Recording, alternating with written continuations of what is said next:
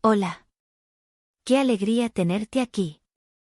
Suscríbete al canal y vamos juntos a vivir esta historia. Mi suegra llevaba meses ingresada en un hospital de Madrid, luchando contra una enfermedad que poco a poco fue apagando sus fuerzas. Durante semanas, las visitas eran un desfile de silencios, miradas cansadas y la sensación de que el final estaba cada vez más cerca. La familia se turnaba, aunque en realidad fui yo quien más tiempo pasó a su lado, acompañándola en las noches largas. El día de su muerte, el pasillo se llenó de un silencio absoluto, como si todos supiéramos que algo en nuestra vida cambiaría para siempre. A pesar del dolor, sentí un extraño alivio porque ella ya no sufriría más. En ese momento no podía imaginar que, con su partida, se abriría una guerra silenciosa dentro de la familia. Los médicos nos dieron el pésame con la frialdad de quien está acostumbrado a ver partir a los pacientes. Mi marido apenas derramó una lágrima, aunque su mirada perdida revelaba más de lo que sus palabras podían expresar. Yo, en cambio, me quedé quieta, como si necesitara unos segundos para entender que aquello era real. Tras el entierro, la casa de la familia quedó impregnada de un silencio extraño, como si cada uno ocultara pensamientos que no se atrevían a decir en voz alta. Aunque la tristeza por la pérdida era real, no tardaron en aparecer las primeras tensiones, esas miradas rápidas y los comentarios velados sobre lo que pasaría con las propiedades de mi suegra. Algunos familiares hablaban de recuerdos, pero otros dejaban escapar frases que evidenciaban que la herencia estaba en sus mentes. Yo escuchaba en silencio, intentando no entrar en esas conversaciones que me parecían crueles tan poco tiempo después del fallecimiento. Mi marido evitaba mirarme, y ese detalle, aunque sutil, comenzó a sembrar en mí una inquietud que no podía apartar del corazón. El ambiente se volvió más incómodo cada vez que alguien mencionaba la palabra testamento. Sentía que todos estábamos esperando un momento inevitable, el de conocer qué había decidido mi suegra sobre sus bienes.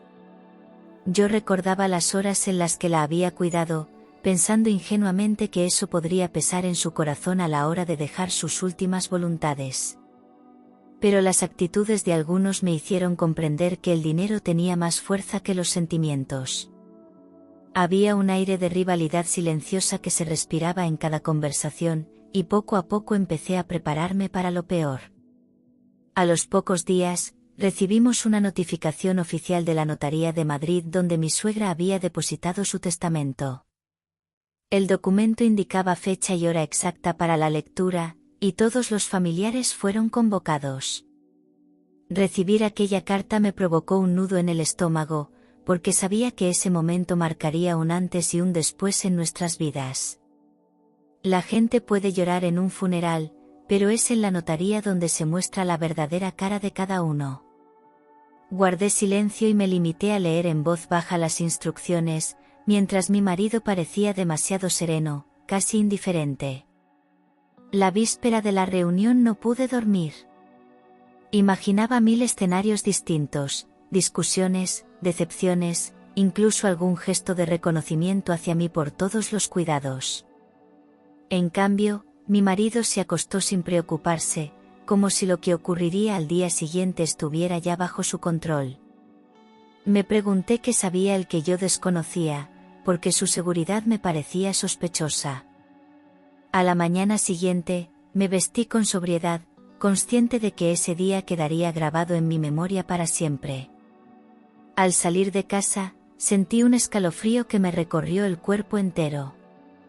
Cuando llegamos a la notaría, el ambiente era solemne y pesado. Los pasillos estaban llenos de gente esperando sus propios trámites, pero para mí todo parecía lejano, como si caminara dentro de un sueño. Entramos en la sala asignada y, en ese instante, mi mundo se derrumbó. Mi marido no estaba solo, a su lado, una mujer joven sostenía en brazos a un recién nacido. Sentí que la sangre me abandonaba el rostro, porque entendí de inmediato lo que esa imagen significaba. La tensión se apoderó de mí, y el corazón comenzó a golpearme con fuerza en el pecho. Ella se acomodó a su lado como si le correspondiera ese lugar, con la confianza de quien no teme las miradas ajenas. El bebé dormía tranquilo, ajeno al huracán de emociones que había en aquella sala. Algunos familiares bajaron la cabeza, otros fingieron no haber visto nada, pero el silencio lo decía todo. En un segundo comprendí que la traición de mi marido tenía nombre, rostro y consecuencia. No tuve fuerzas para decir una sola palabra, me limité a quedarme de pie, observando cómo el suelo parecía abrirse bajo mis pies. Ese instante marcó el comienzo de una batalla que jamás había imaginado librar. En cuanto vi a esa mujer con el recién nacido en brazos, mi corazón se hizo añicos. No necesitaba que nadie me explicara nada, aquel niño era la prueba viva de la traición de mi marido. Los años compartidos, las noches de desvelo cuidando a nuestra familia y hasta las lágrimas derramadas en silencio parecieron no tener valor alguno. Sentí un vacío enorme en el estómago, una mezcla de rabia, tristeza y vergüenza. Nadie me miraba a los ojos, como si todos supieran lo que estaba ocurriendo y prefirieran evitar mi reacción. La sala de la notaría se me antojó demasiado pequeña para contener tanto dolor, y tuve que aferrarme a la silla para no derrumbarme delante de todos. Recordé cada momento en el que confié ciegamente en mi marido, cada gesto de cariño que ahora parecía un disfraz para ocultar su doble vida. El bebé, inocente de todo, respiraba tranquilo, ajeno a la tormenta que generaba su presencia. Mi marido, en cambio, evitaba cualquier intento de contacto visual conmigo, como si al no mirarme pudiera borrar la gravedad de lo que estaba pasando. Me pregunté cuántas veces me había mentido, cuántas excusas inventadas escondían visitas a esa mujer. Era un golpe demasiado duro, pero comprendí que tenía que mantener la calma, porque aquello apenas comenzaba. El silencio en la sala se convirtió en un peso insoportable. Algunos familiares, incapaces de sostener la situación, comenzaron a murmurar entre dientes, intercambiando miradas de complicidad y sorpresa. Había quienes evitaban cruzar mis ojos, como si yo fuese una víctima incómoda que preferían ignorar. Otros, en cambio, se deleitaban en el espectáculo, observando con curiosidad malsana cómo la verdad se desplegaba ante todos. Yo percibía cada gesto, cada suspiro, y eso alimentaba una sensación de aislamiento brutal. Nadie salió en mi defensa, nadie tuvo la valentía de decir una palabra de consuelo. Me sentí rodeada, como si aquella sala fuese un escenario y yo la protagonista de una obra cruel escrita por manos ajenas. La amante mantenía la cabeza erguida, sonriendo discretamente, segura de que había ganado una posición. Mientras tanto, mi marido se mostraba frío, como si todo estuviese bajo control, como si aquella fuese una simple formalidad sin importancia. El contraste entre la indiferencia de unos y la burla disimulada de otros me desgarraba por dentro. No era solo la traición de él lo que dolía, sino también la cobardía de una familia que prefería callar. El notario entró con paso firme, portando un sobrelacrado en la mano. Saludó con formalidad y pidió silencio, consciente de que la tensión en la sala podía estallar en cualquier momento. Su voz grave y pausada llenó el ambiente, imponiendo respeto incluso a quienes cuchicheaban. Sentí que todos conteníamos la respiración, esperando que aquellas palabras dieran inicio a una batalla que ya estaba latente. El sonido del papel al ser abierto fue como un disparo que nos obligó a concentrarnos en lo que venía. Nadie se movía, ni siquiera el bebé que dormía en brazos de su madre. El notario explicó que procedería a leer las últimas voluntades de mi suegra, recordándonos que aquel documento tenía carácter vinculante. Mientras hablaba, yo repasaba mentalmente todo lo que había vivido con ella, preguntándome qué lugar me habría reservado en su memoria. Cada palabra del abogado se me clavaba como una sentencia, porque sabía que lo que allí se revelara no tendría vuelta atrás. Miré a mi alrededor y confirmé que cada uno de los presentes estaba allí con un único propósito, conocer cuánto le había tocado. En ese instante comprendí que la verdadera herencia no era solo dinero, sino también la forma en que quedaría marcada nuestra historia. El notario comenzó a leer las primeras cláusulas del testamento, que parecían sencillas y sin demasiadas sorpresas. Se hablaba de cuentas bancarias modestas, algunas joyas antiguas y objetos de valor sentimental que serían repartidos entre los hijos. Cada vez que mencionaba un nombre, los familiares asentían en silencio, como si estuvieran calculando mentalmente el valor de lo recibido. Yo escuchaba con atención, esperando que en algún momento apareciera una referencia a mi nombre o a mi esfuerzo durante los últimos años. La lectura era fría, casi mecánica, pero cada frase tenía el poder de tensar más el ambiente. Nadie se atrevía a interrumpir, todos contenían las ansias de saber qué vendría después. A medida que avanzaba, algunos familiares respiraban aliviados al recibir algo que consideraban suyo por derecho, mientras otros no disimulaban su frustración al sentirse relegados. El aire se volvía más denso, y yo notaba cómo la amante de mi marido se mostraba tranquila, como si tuviera la seguridad de que algo importante estaba por revelarse. Observaba con una serenidad extraña, como si supiera que aquella reunión iba a cambiarlo todo.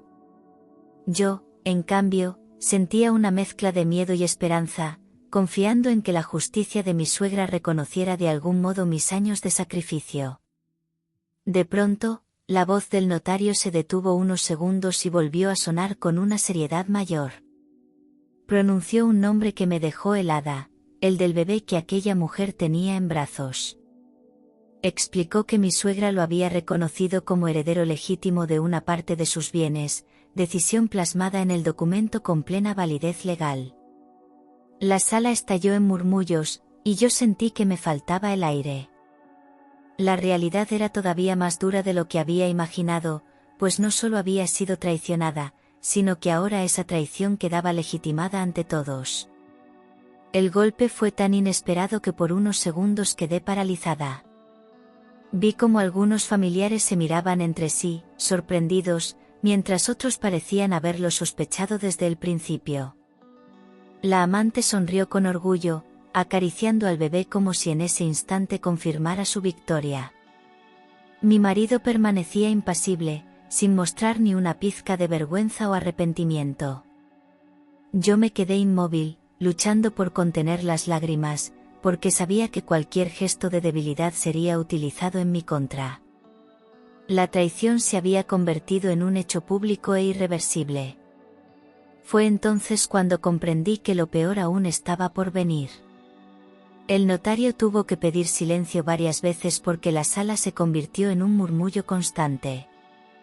Algunos no podían creer que mi suegra hubiera incluido al hijo de la amante en el testamento, otros asentían como si todo tuviera sentido. La sorpresa general era tan grande que incluso los más serenos perdieron la compostura. Yo notaba el calor en las mejillas, un fuego de humillación que me ardía por dentro mientras trataba de mantener la dignidad. La revelación había sacudido a todos, pero a mí me había destrozado el alma. La verdad había caído como una losa imposible de mover. El ambiente se volvió caótico, con discusiones en voz baja y miradas que iban de un lado a otro, como buscando culpables. Mi marido, sin inmutarse, se limitó a asentir con la cabeza, aceptando la decisión de su madre sin reparo alguno. Ese gesto frío me hizo entender que él lo sabía desde antes, que nada de lo ocurrido era una sorpresa para él. Sentí que me había dejado sola, expuesta ante toda la familia, mientras él se mantenía cómodo en su silencio cómplice. Fue en ese instante cuando descubrí la magnitud de la traición. No solo había otra mujer y un hijo, sino también una mentira cuidadosamente sostenida durante años. Mientras todos murmuraban, mi marido permanecía impasible, como si nada de aquello le afectara. No me dirigió una sola mirada, se limitaba a escuchar con la cabeza erguida, mostrando una frialdad que me desgarraba por dentro. Su indiferencia era un mensaje claro, aceptaba aquella situación y no sentía la necesidad de darme explicaciones. Esa distancia emocional me dolió más que la propia traición, porque confirmaba que yo ya no ocupaba ningún lugar en su corazón.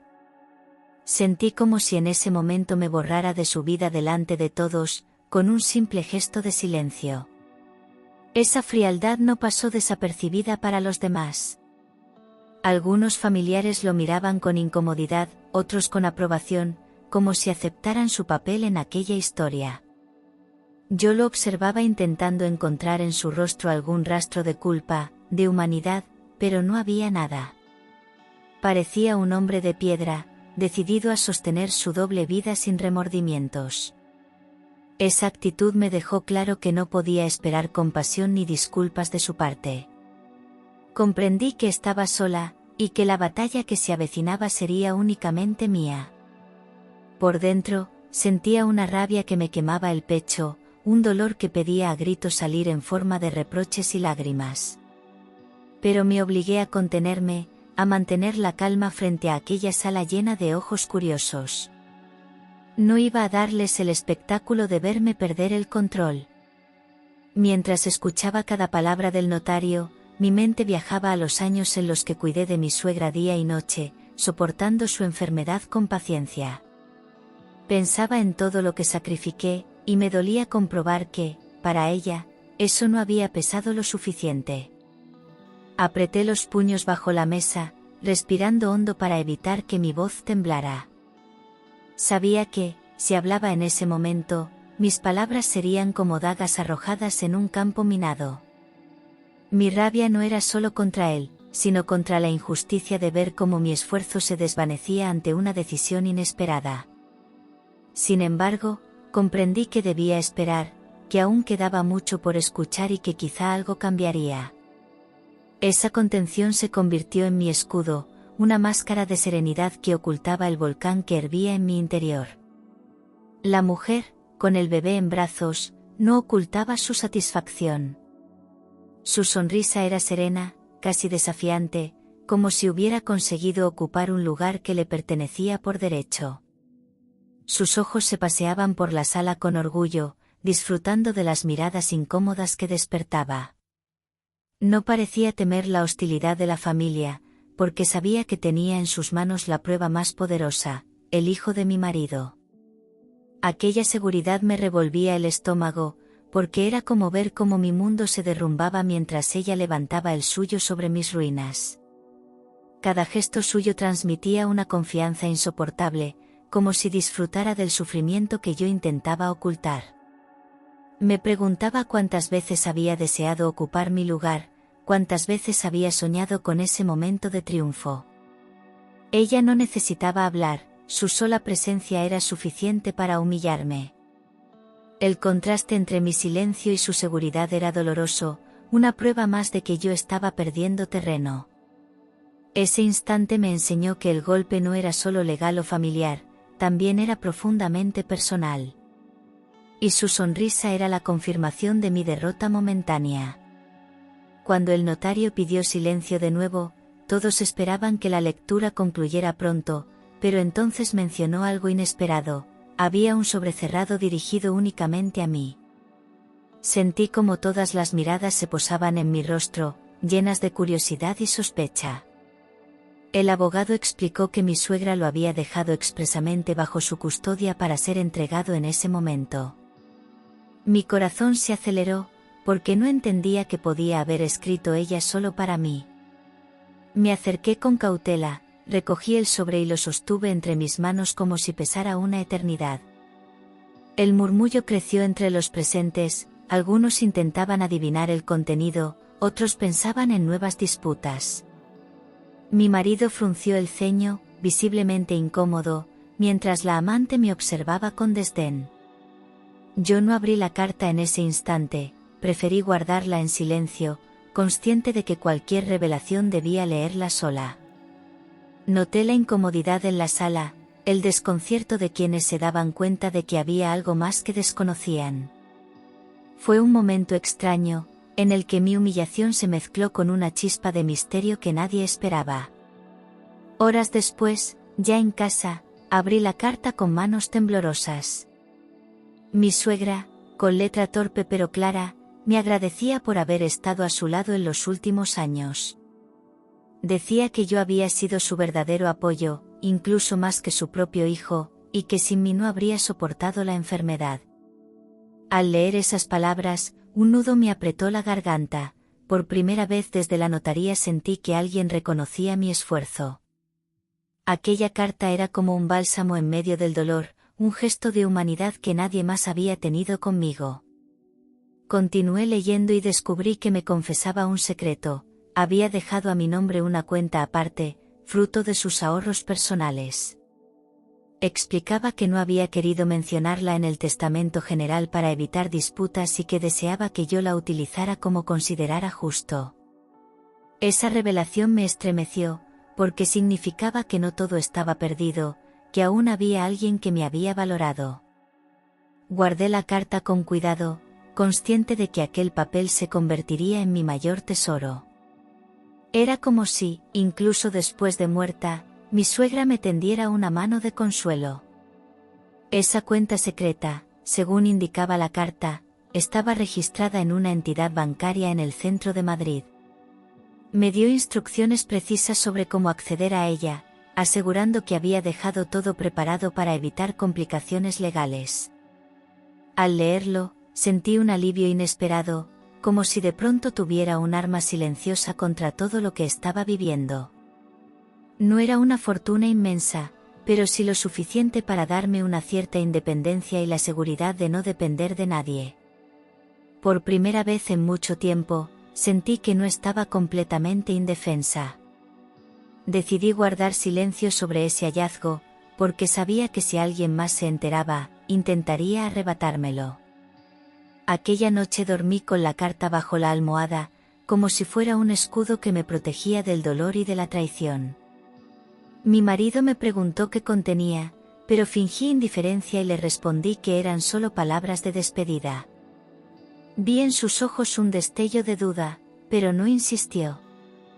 Comprendí que debía jugar con cautela, proteger ese secreto como mi salvación silenciosa. Aunque por dentro estaba destrozada por la traición de mi marido y la humillación pública en la notaría, esa carta me dio un soplo de esperanza. Saber que mi suegra había pensado en mí y había reconocido mis sacrificios me permitió respirar un poco en medio del caos. Guardé el secreto con un cuidado casi obsesivo, porque comprendía que era mi única forma de salir adelante. No era el momento de mostrar debilidad ni de confiar en nadie. Cada palabra de aquella carta se convirtió en un recordatorio de que, incluso en la oscuridad, alguien había visto mi esfuerzo. Decidí que nadie debía saber nada, ni siquiera mis hijos, porque la familia de mi marido siempre encontraba la manera de manipular cualquier situación. Me obligué a sonreír en público, a aparentar que aceptaba la decisión del testamento, aunque por dentro me hervía la sangre. Aquella doble cara me pesaba, pero era necesaria para proteger mi pequeño tesoro oculto. En silencio, comencé a planear cómo utilizar ese recurso cuando llegara el momento oportuno. Sabía que la vida me estaba poniendo a prueba y debía actuar con paciencia. Esa noche, al regresar a casa, el ambiente era insoportable. Apenas crucé la puerta, mi marido me enfrentó con una frialdad calculada. Admitió, sin remordimiento alguno, que la mujer que había aparecido en la notaría era su amante y que el niño era suyo. Sus palabras me atravesaron como cuchillos, pero lo que más me dolió fue su indiferencia. No había ni una disculpa, ni una explicación, solo la certeza de que lo había asumido como algo natural. Yo escuchaba en silencio, intentando no derrumbarme frente a él. Mientras hablaba, se mostraba seguro de sí mismo, como si esperara que yo aceptara aquella realidad sin más. Me dijo que lo mejor era que me acostumbrara, porque todo estaba firmado y repartido, y nada podía cambiarse.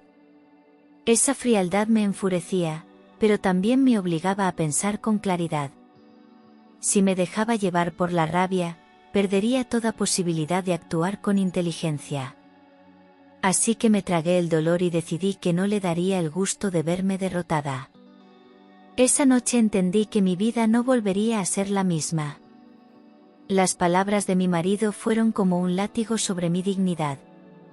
Me dijo que debía aceptar la situación porque ya no había nada que hacer, que los bienes habían sido repartidos y que mi papel en esa historia estaba agotado.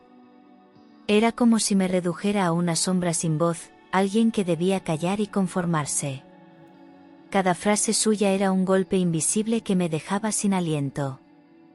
Me miraba con una mezcla de desprecio y superioridad, convencido de que tenía el control absoluto.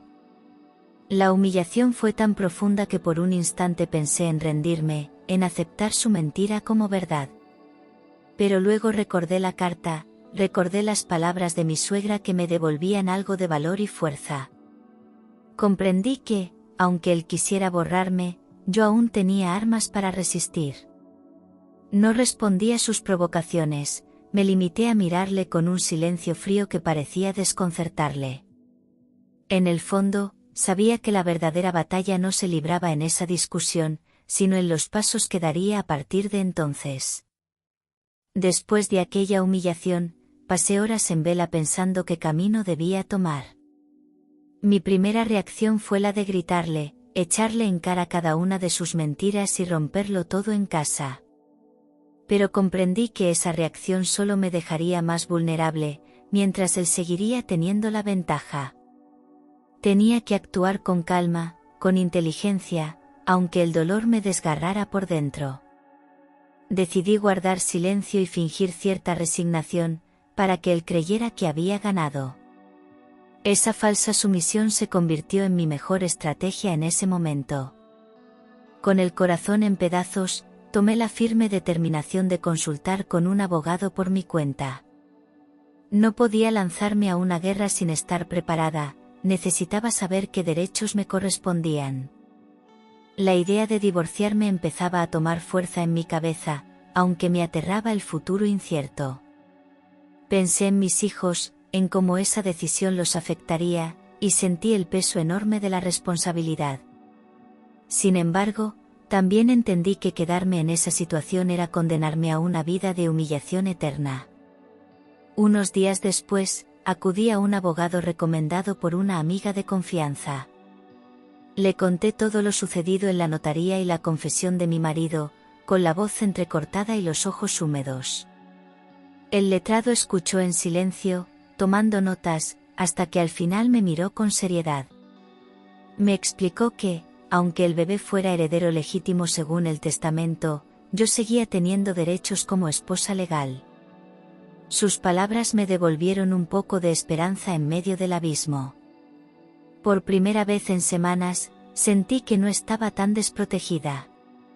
El abogado me aconsejó paciencia y discreción. Me sugirió comenzar a reunir documentos, pruebas de la infidelidad y cualquier detalle económico que pudiera servir en un futuro proceso. Sus indicaciones eran claras: no precipitarme, actuar con cautela y siempre dentro del marco legal. Salí de su despacho con una mezcla de miedo y alivio. Miedo porque sabía que se avecinaba una batalla difícil, y alivio porque al fin tenía un plan. Esa conversación marcó el inicio de un nuevo capítulo en mi vida, uno en el que yo sería la que llevara las riendas. Siguiendo los consejos del abogado, comencé a moverme en silencio. Guardaba cada extracto bancario, cada recibo y cada mensaje sospechoso que encontraba en el móvil de mi marido. No era fácil, porque tenía que hacerlo sin levantar ninguna sospecha, y él era cada vez más desconfiado. Me convertí en una experta en disimulo, ocultando mi rabia bajo una fachada de calma. Mientras tanto, él seguía viéndose con su amante con total descaro, convencido de que yo lo había aceptado. Esa arrogancia me facilitaba reunir más pruebas sin que se diera cuenta. Cada día que pasaba, mi archivo secreto crecía. Eran documentos, fotografías y hasta conversaciones que demostraban no solo la infidelidad, sino también su mala gestión del dinero. En silencio, estaba construyendo mi defensa, mi salvación para el momento en que todo saliera a la luz.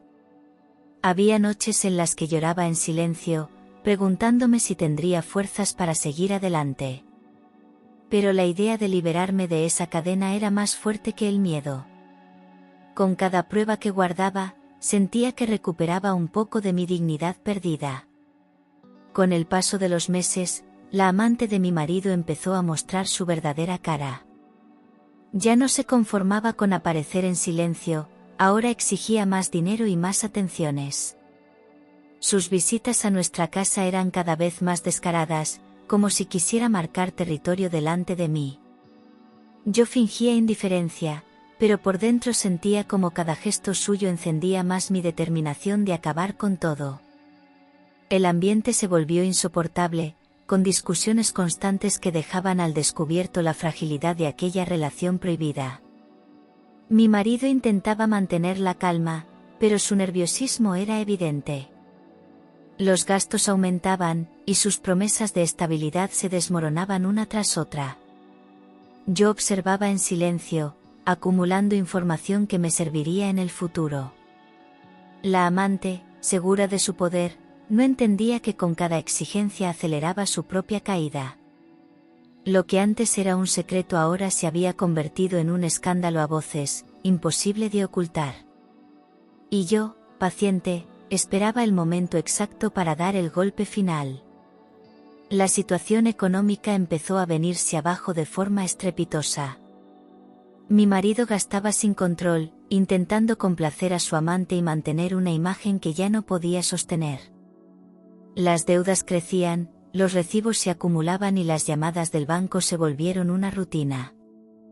Yo observaba todo, sabiendo que tarde o temprano ese desorden jugaría a mi favor. Sus noches en vela y sus enfados constantes eran la prueba de que estaba perdiendo el control. Mientras tanto, yo continuaba trabajando en silencio, ahorrando cada euro y protegiendo lo poco que tenía a mi nombre. Me aferraba a la carta de mi suegra y a la cuenta secreta, que se habían convertido en mis salvavidas. Él, ciego por sus propios errores, no se daba cuenta de que se hundía cada día más. Yo ya no necesitaba levantar la voz, porque la vida misma se encargaba de ponerlo contra las cuerdas. Esa ruina no era solo económica, era también moral, y yo era testigo de su lento derrumbe. Un día, revisando los papeles que me dejó mi suegra, descubrí un detalle que había pasado desapercibido, una finca en Toledo inscrita únicamente a mi nombre. No podía creerlo al principio, pensé que era un error, pero al comprobar los documentos entendí que era real. Aquella propiedad era mucho más que un terreno, era una puerta abierta a una nueva vida. Sentí una mezcla de alivio y emoción, como si el destino me estuviera ofreciendo una segunda oportunidad. Guardé el hallazgo en secreto, sin contárselo a nadie, ni siquiera a mis hijos. Sabía que esa finca podía convertirse en mi refugio cuando decidiera dar el paso definitivo. La imaginé como un lugar de paz, lejos del ruido y de la humillación que vivía cada día. Empecé a soñar con la posibilidad de reconstruir mi vida allí, de empezar de cero sin las cadenas de un marido traidor. Por primera vez en mucho tiempo, tuve una visión clara de mi futuro, y no estaba ligada a él. Cuando confirmé que la finca en Toledo estaba a mi nombre, supe que había llegado el momento de actuar. Organicé mis cosas en silencio, evitando levantar sospechas, y me trasladé allí con la excusa de que necesitaba un tiempo para mí. La casa, aunque sencilla, tenía un aire de paz que me envolvió desde el primer instante.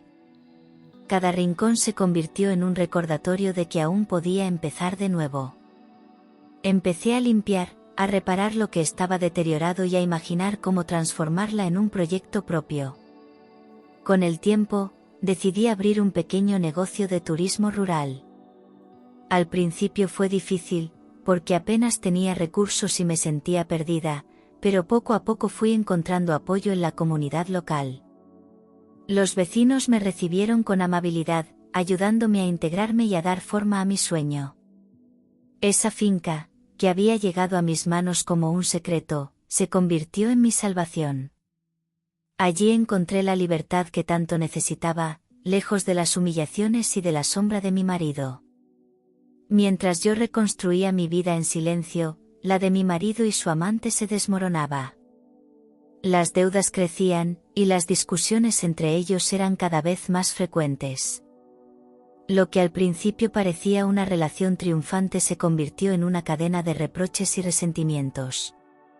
El dinero recibido de la herencia desapareció en pocos meses, malgastado en caprichos y lujos innecesarios.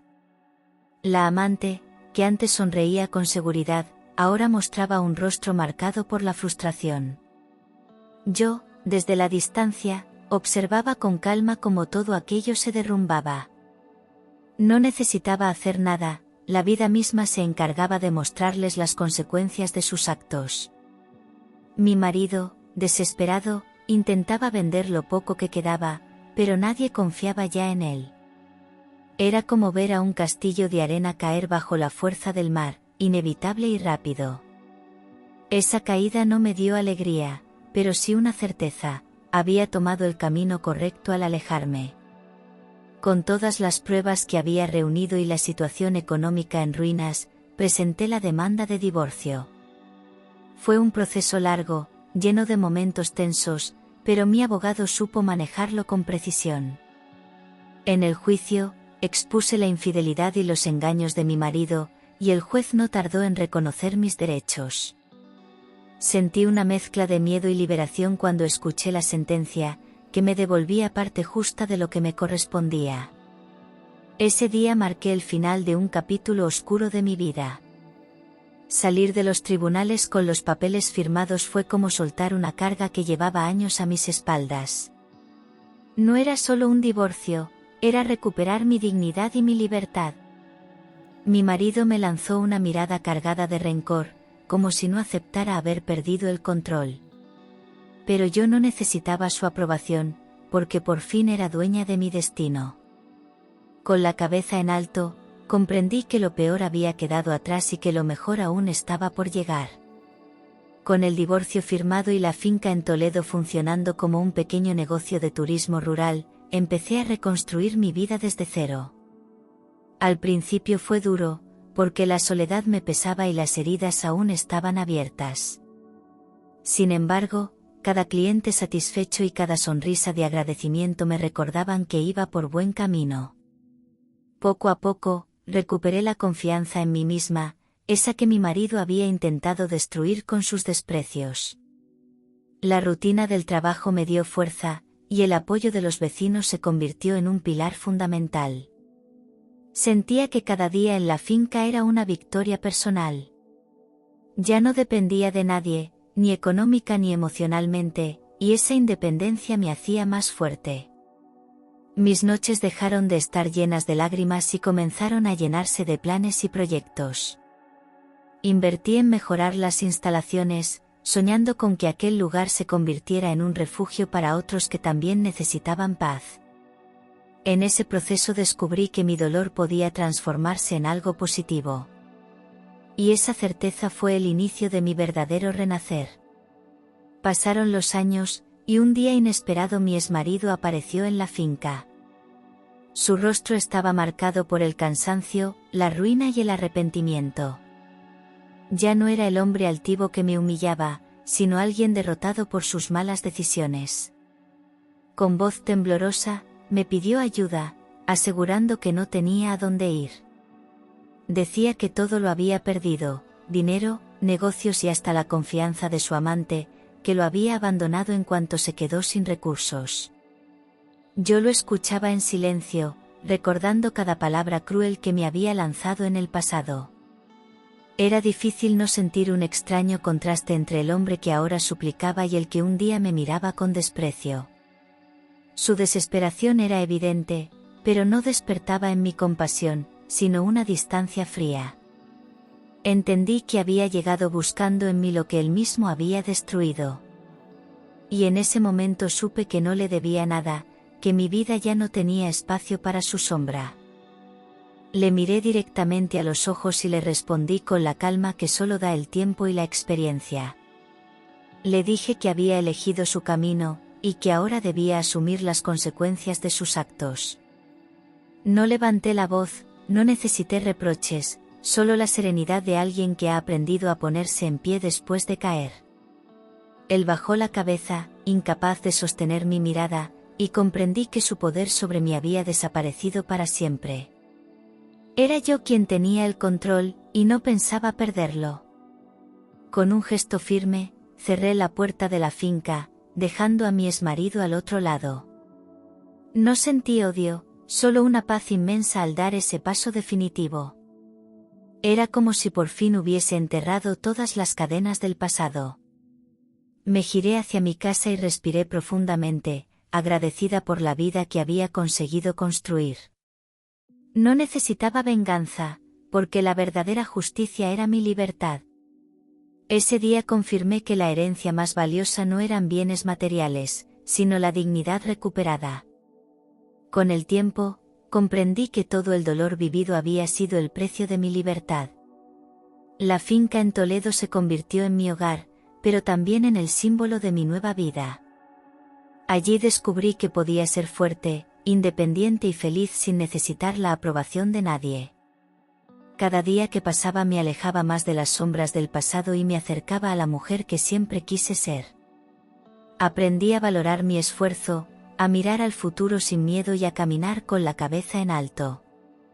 El renacer no fue de un día para otro, fue un proceso lleno de cicatrices y aprendizajes. Pero esas cicatrices dejaron de ser una carga para transformarse en medallas de resistencia. Miraba mi reflejo en el espejo y ya no veía a la mujer rota que un día soportó humillaciones, sino a alguien que había conquistado su propio destino.